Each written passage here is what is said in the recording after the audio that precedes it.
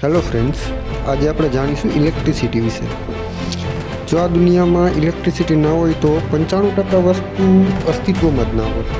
આપણા ઘર વપરાશની હરેક વસ્તુ, ઇન્ડસ્ટ્રીમાં ઉપયોગમાં આવતી હરેક વસ્તુ, એગ્રીકલ્ચરમાં ઉપયોગમાં આવતી હરેક વસ્તુ, જો આ બધી વસ્તુ ઇલેક્ટ્રિસિટી ના હોય તો આ વસ્તુનો ઉપયોગ કરવો લગભગ ઇમ્પોસિબલ છે.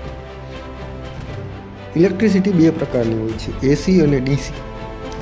ડીસી ઇલેક્ટ્રિસિટીની વાત કરીએ તો ડીસીમાં આપણા મોબાઈલમાં લાગેલી બેટરી, કાર અને બાઇકમાં લાગેલી બેટરી, ઇલેક્ટ્રિક વાહનોમાં લાગેલી બેટરી ઓપરેટેડ તમામ વસ્તુમાં જે કરંટનો ઉપયોગ થાય ડીસી ઇલેક્ટ્રિસિટી હોય છે.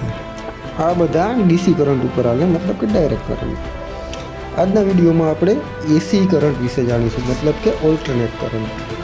હું તમને આ વિડીયોમાં ઇલેક્ટ્રિસિટી કઈ રીતે જનરેટ થાય છે, મોટા ટાવર થ્રુ એક જગ્યાએથી બીજી જગ્યાએ કઈ રીતે ટ્રાન્સમિટ થાય છે અને મોટા પાવર હાઉસમાંથી તમારા ઘરમાં કઈ રીતે પહોંચે છે, મતલબ કે ડિસ્ટ્રીબ્યુટ થાય છે, હું તમને ઇન ડિટેલ માહિતી આપીશ.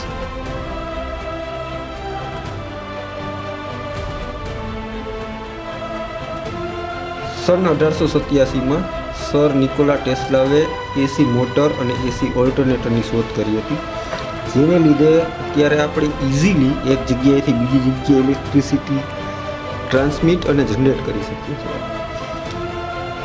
આપણા દેશમાં સૌથી પહેલાં ઇલેક્ટ્રિસિટી 1879માં કલકત્તા સિટીમાં આવી હતી અને આપણા દેશનો સૌથી પહેલો ઇલેક્ટ્રિસિટી જનરેટિંગ થર્મલ પ્લાન્ટ 1899માં એ પણ કલકત્તામાં જ હતો.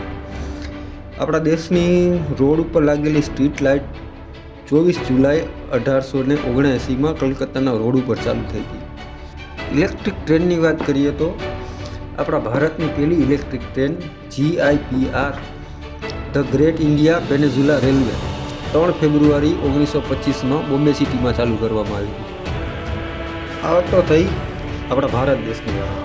આપણે ગુજરાતમાં રહીએ છીએ, આ વિડીયો ગુજરાતી ભાષામાં છે, તો હું તમને હવે ગુજરાતના ઇલેક્ટ્રિસિટી કઈ રીતે જનરેટ થાય છે, કઈ રીતે ટ્રાન્સમિટ થાય છે અને કઈ રીતે ડિસ્ટ્રીબ્યુટ થાય છે એ હું તમને જણાવીશ. સન 1965 જુલાઈમાં ગુજરાતના આણંદ ડિસ્ટ્રિક્ટના ખંભાતમાં ગુજરાતનો સૌ પ્રથમ ધુવારણ થર્મલ પ્લાન્ટની સ્થાપના થઈ હતી. ઇલેક્ટ્રિસિટી જનરેટ કરવાના ઘણા સ્ત્રોત હોય છે. એક છે થર્મલ પ્લાન્ટ, જે થર્મલ એનર્જીનો ઉપયોગ કરી, મતલબ કે કોલસા, ડીઝલ, ગેસ આ બધાનો ઉપયોગ કરીને જે થર્મલ એનર્જીનો ઉપયોગ કરીને જે પાવર જનરેટ કરે એને થર્મલ પ્લાન્ટ કહેવાય. પછી તમે ક્યાંક ને ક્યાંક મોટા વિન્ડ જોયેલા હશે, મતલબ કે પવનચક્કી. એ પવનચક્કી પણ એક પ્રકારનો ઇલેક્ટ્રિસિટી જનરેટ કરવાનો સ્ત્રોત છે. પછી સોલાર પ્લાન્ટ પણ ઇલેક્ટ્રિસિટી જનરેટ કરે છે. તમે મોટી સોલાર પેનલો લાગેલી જોઈ હશે. તમારા ઘરની ઉપર જે સોલાર પેનલ લાગેલી છે એ પણ એક પ્રકારનું ઇલેક્ટ્રિસિટી જનરેટિંગ પ્લાન્ટ જ છે. પછી હાઇડ્રો પ્લાન્ટ, તમે મોટા ડેમ ઉપર મોટા હાઇડ્રો લાગેલા હોય છે, એ પણ ઇલેક્ટ્રિસિટી જનરેટ જ કરે છે, એને હાઇડ્રો પ્લાન્ટ કહેવાય છે.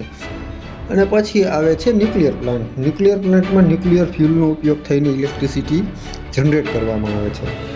Thermal plant, hydro plant, solar plant, wind plant અને ન્યુક્લિયર પ્લાન્ટ, આ બધા પ્લાન્ટ જ્યારે ઇલેક્ટ્રિસિટી જનરેટ કરે છે એને જનરેટિંગ પ્લાન્ટ કહેવાય છે. પછી આ ઇલેક્ટ્રિસિટી જનરેટ કર્યા પછી એક જગ્યાએથી બીજી જગ્યાએ જે ટ્રાન્સમિટ કરે છે એને ટ્રાન્સમિશન કહેવામાં આવે છે, ઇલેક્ટ્રિસિટી ટ્રાન્સમિશન.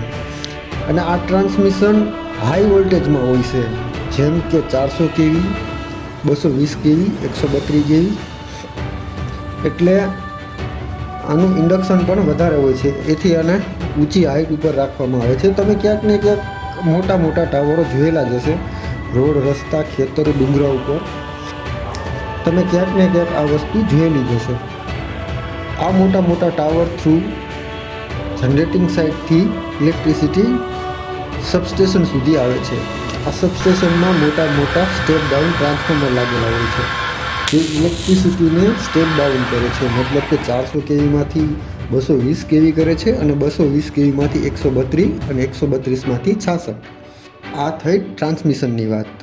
એક જગ્યાએથી બીજી જગ્યા ઉપર HT લાઇનને લઈ જાય એને ટ્રાન્સમિશન કહેવાય.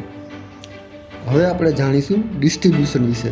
સ્ટેશનમાં 66 kV ઇલેક્ટ્રિસિટી આવે છે, જેને સ્ટેપ ડાઉન કરીને 11 kV બનાવવામાં આવે છે. હવે 11 kV સબસ્ટેશનની અંદર લાગેલી પેનલોમાં આવે છે, જે બસ બાર થ્રુ જોઈન્ટ હોય છે. સબસ્ટેશનની અંદર પેનલો લાગેલી હોય છે, એની અંદર સર્કિટ બ્રેકર હોય છે, જે ઇલેક્ટ્રિસિટીને ઓન અને ઓફ મતલબ કે કટ ઓફ કરવાનું કામ કરે છે. હવે ઇલેક્ટ્રિસિટીને કંટ્રોલ રૂમની પેનલમાંથી ઇન્સ્યુલેટેડ કેબલ થ્રુ બહાર લોખંડના પોલ ઉપર લાવવામાં આવે છે. ત્યાંથી તે કંડક્ટર વડે જોઈન્ટ થઈ અને આપણા આખા સિટીમાં અથવા તો આપણા ગામમાં ડિસ્ટ્રીબ્યુટ થાય છે. હવે ત્યાંથી અલગ અલગ ફીડર વાઇઝ આખા સિટીમાં ઇલેક્ટ્રિસિટી ડિસ્ટ્રીબ્યુટ થાય છે. હજી પણ આ ઇલેક્ટ્રિસિટી આપણા ઉપયોગ કરવા લાયક નથી, કારણ કે આ 11 kV છે, મતલબ કે હાઈ વોલ્ટેજ. હજી પણ આપણે આ ઇલેક્ટ્રિસિટીનો ઉપયોગ કરી શકતા નથી, કારણ કે આપણા ઘર વપરાશ માટે 220 વોલ્ટ અને ઇન્ડસ્ટ્રીઝના ઉપયોગ માટે 440 વોલ્ટ રિક્વાયરમેન્ટ હોય છે.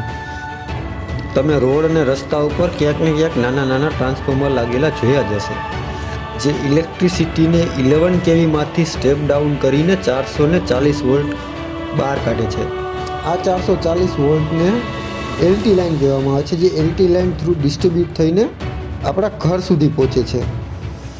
હવે 11 kVમાંથી 440 વોલ્ટ ઓવરહેડ લાઇન અથવા તો કેબલ થ્રુ એક પોલવેથી બીજા પોલ સુધી આખા સિટીમાં ડિસ્ટ્રીબ્યુટ થાય છે, અથવા તો અંડરગ્રાઉન્ડ કેબલ થ્રુ ડિસ્ટ્રીબ્યુટ થાય છે, જે આપણા ઘર, ઇન્ડસ્ટ્રી અને એગ્રીકલ્ચરના ઉપયોગમાં લઈ શકીએ છીએ.